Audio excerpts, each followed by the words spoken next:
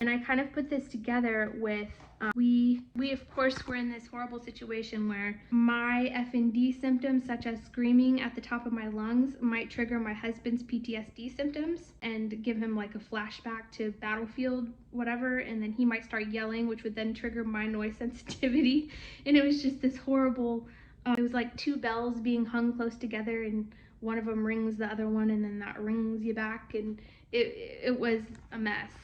And so we got a little bit of marriage counseling or therapy, whatever you want to call it, through the VA. And our provider gave me this key insight, which is that it takes at least about 20 minutes for your nervous system to calm back down once it's in fight or flight.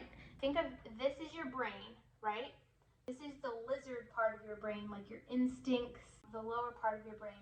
This right here, this is your prefrontal cortex, which is right behind your forehead. This is responsible for basically your humanness, like rational thought and good decision making.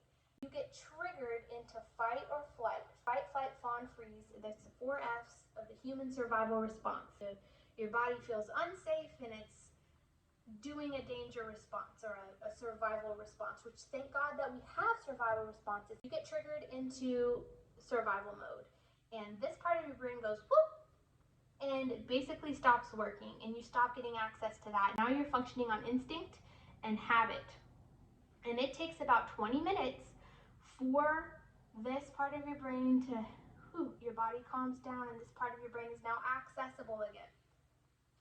Now here's the thing. Your FND symptoms, in my opinion, kind of become habit for your body.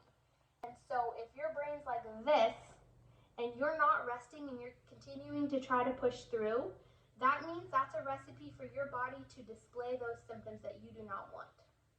So what I learned, and you don't really have control because your body's functioning on that habit. So if it's a habit for your body to have these symptoms when it feels like this, then it's going to have those symptoms, right? You get back control when you are calm and you're no longer in survival mode.